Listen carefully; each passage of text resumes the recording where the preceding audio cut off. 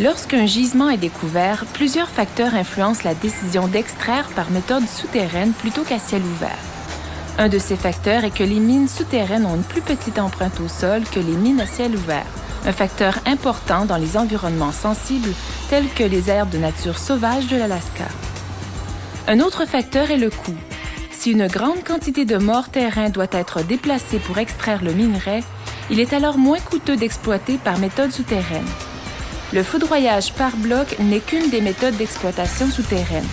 Il s'agit d'une manière efficace d'extraire les parties d'un gisement qui sont en dessous d'une mine à ciel ouvert lorsque le coefficient de recouvrement est devenu trop élevé. Le foudroyage par bloc est utilisé pour exploiter de gros gisements profonds, là où le minerai a la forme d'un bloc pouvant atteindre 500 mètres de hauteur sur plusieurs centaines de mètres de longueur et de largeur. C'est la méthode d'extraction la moins coûteuse puisque le minerai est extrait en quantité plus importante que par les autres types d'exploitation souterraine. Le foudroyage par bloc a beaucoup en commun avec les autres techniques d'exploitation minière souterraine. Par exemple, les équipements, le contrôle du terrain, les techniques de ventilation et la terminologie. Il représente un bon exemple de pratique minière en général. La méthode de foudroyage par bloc peut être divisée en deux processus. Le développement, la production.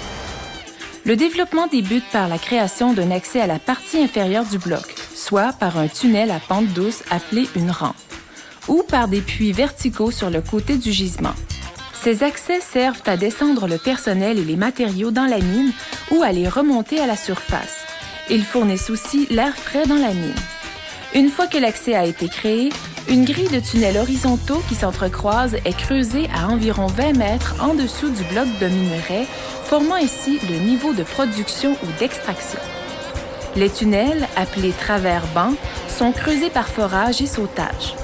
Des machines appelées jumbo forent des trous pour créer le profil du tunnel.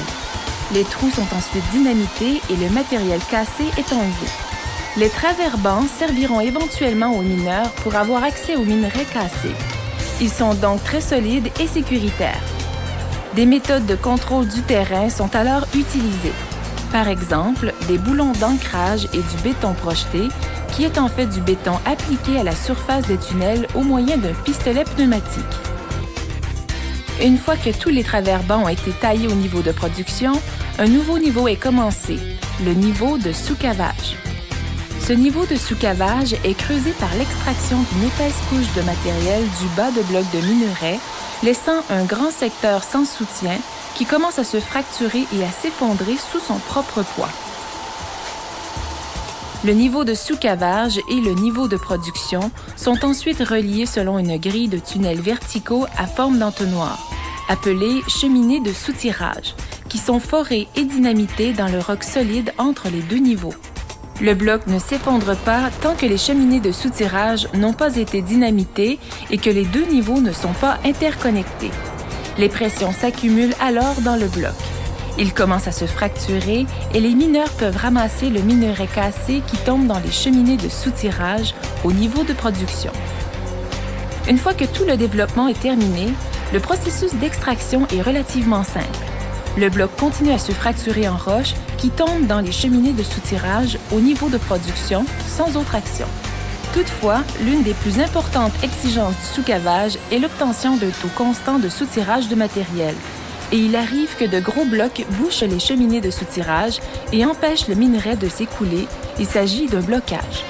Lorsque cela se produit, les roches causant le blocage doivent être dynamitées en plus petits morceaux. Un équipement spécialisé dans le forage de gros blocs est placé au point de soutirage et en y introduisant une flèche ou un bras, il peut alors forer un trou dans la roche qui cause le blocage. Le trou est chargé d'explosifs, la roche est dynamitée et le minerai s'écoule librement de nouveau. Ce processus est appelé dynamitage secondaire. Dans toute mine exploitée par foudroyage par bloc, le dynamitage secondaire doit être minimisé. Des chargeuses frontales spécialisées surbaissées, appelées chargeuses navettes, collectent le minerai au point de soutirage et le versent dans de gros concasseurs souterrains. Les concasseurs brisent le minerai en morceaux plus petits avant qu'il ne soit chargé dans un skip à minerai pour être remonté à la surface et envoyé à l'usine de traitement. Éventuellement, tout le bloc de minerai s'effondre jusqu'à la surface, laissant un grand trou là où était le bloc de minerai auparavant. Il existe plusieurs autres méthodes d'extraction souterraine. Le foudroyage par bloc en est une. Cependant, pour l'industrie minière, cette méthode devient de plus en plus importante.